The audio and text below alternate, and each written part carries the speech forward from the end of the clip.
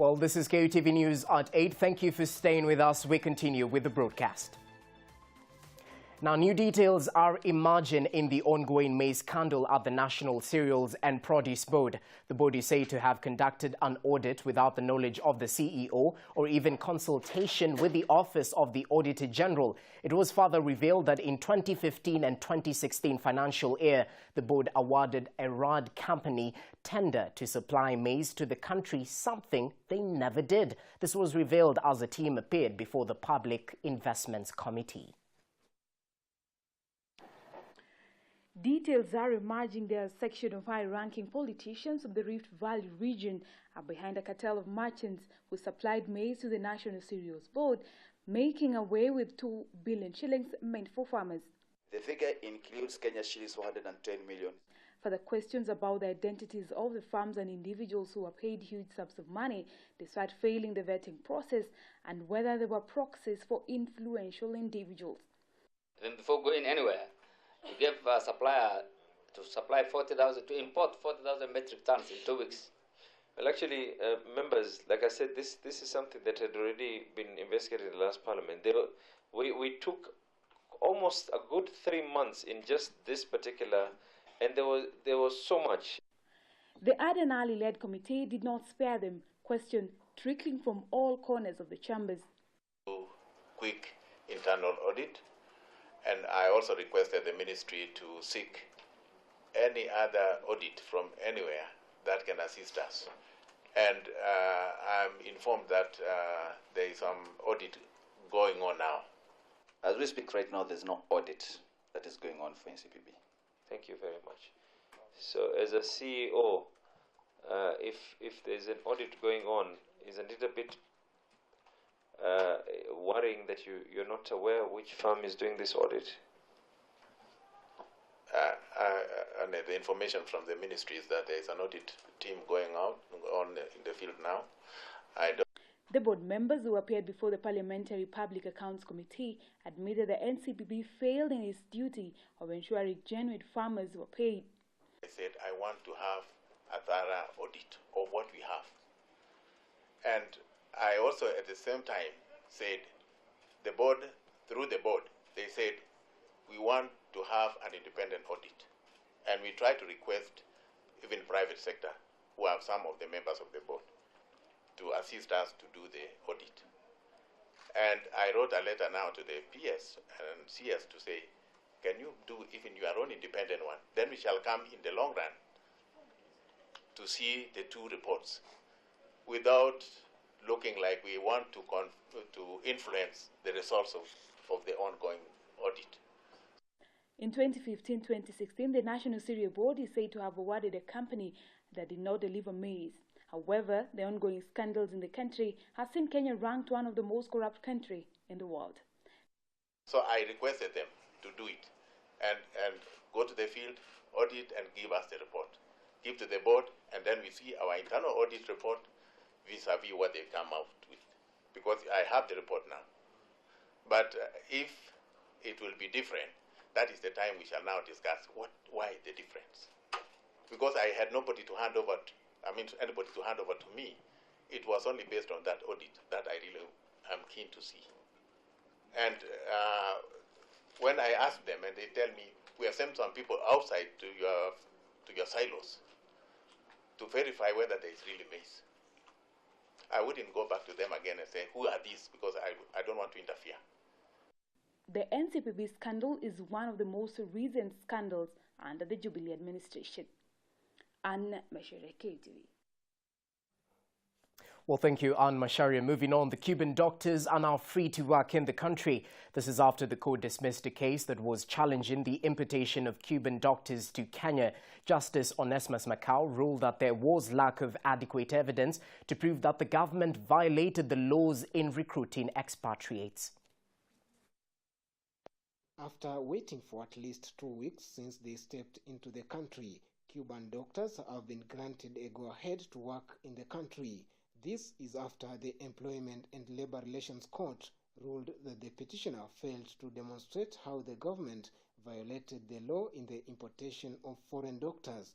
The petitioner had contested the move on the grounds that Unemployed Kenyan doctors possess the same skills as the contracted Cuban doctors.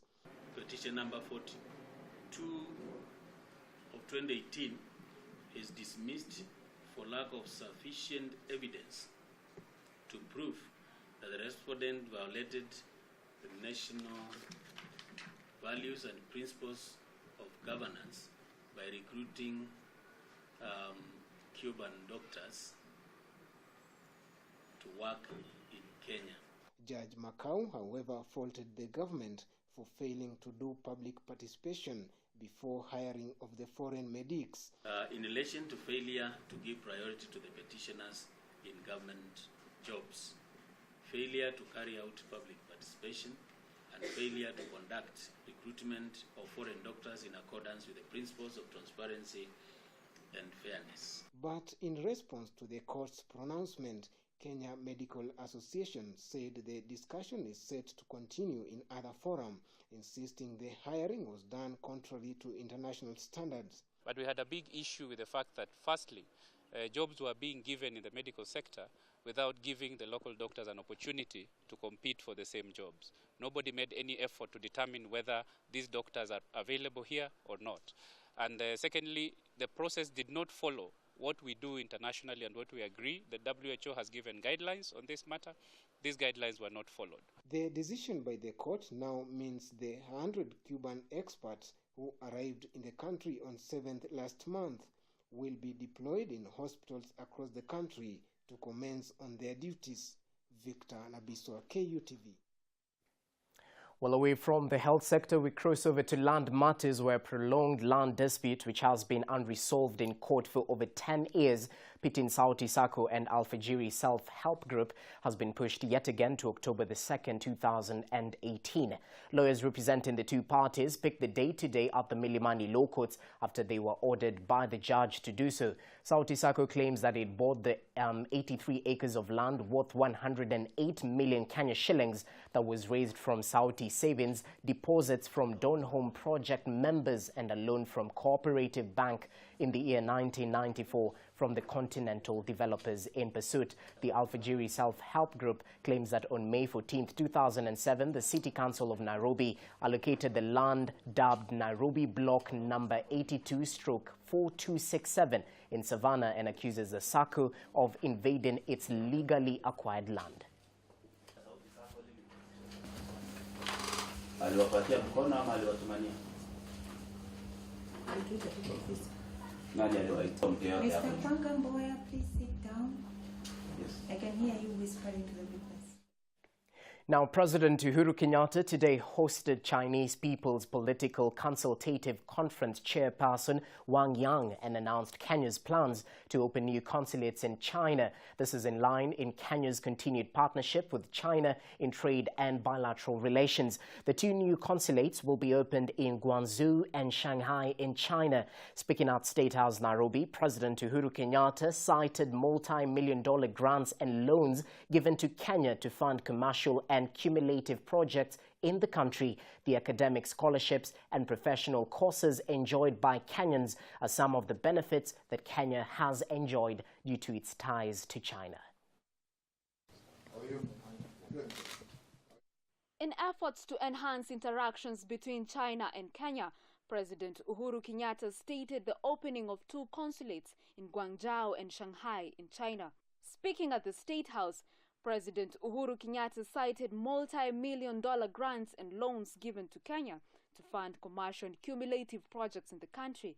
The academic scholarships and professional courses enjoyed by Kenyans is some of the benefits that Kenya has enjoyed due to ties to China. He further cited the strategic importance of the now one-year-old standard gauge railway in the East African region. Chairman Wang Yang said his visit was aimed at strengthening Chinese People's Political Consultative Conference and Kenya's legislature. Yang toured the standard gauge railway Nairobi terminus, accompanied by Transport Cabinet Secretary James Macharia. He also toured the Africa-China Joint Innovation Center at the Jomo Kenyatta University of Agriculture and Technology and the National Museum of Kenya. China, as well as Canada, have offered to help organize the high-level Sustainable Blue Economy Conference scheduled to take place at Kenyatta International Convention Center in Nairobi from the 26th to the 28th November 2018. Christine Kamau, KUTV. Well, thank you, Christine Kamau. Crossing over to the fight against contraband goods, Kitui residents on Tuesday stormed, or rather, apologies for that, Kitui residents on Tuesday stormed Governor Charity Ngilu's office, demanding that license of a business person in whose warehouses suspected illegal sugar was seized last weekend be revoked. The protesters, who accused Mount Kenya wholesalers of dealing in the allegedly contaminated commodity, said the proprietor would be barred from conducting business in the county. Governor Ngilu said her administration would look into the matter and that the trader's license will be revoked if found culpable. Kitui Police Commandant Anthony Kamitu urged the people of Kitui to remain calm as government agencies continue to probe the matter. The protest came in the wake of arrest and release of the store's proprietor Simon Mwangi, pending police investigations into the suspected sugar contraband.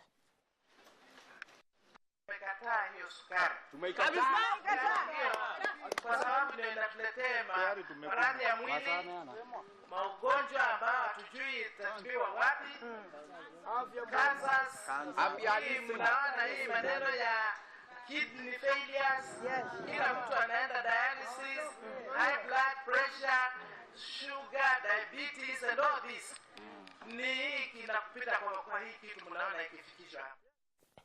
Now, a 10 Deputy Secretaries delegation from Bangladesh are currently in the country for a good governance training workshop that is aimed at equipping them acquire skills for quality service delivery in their country.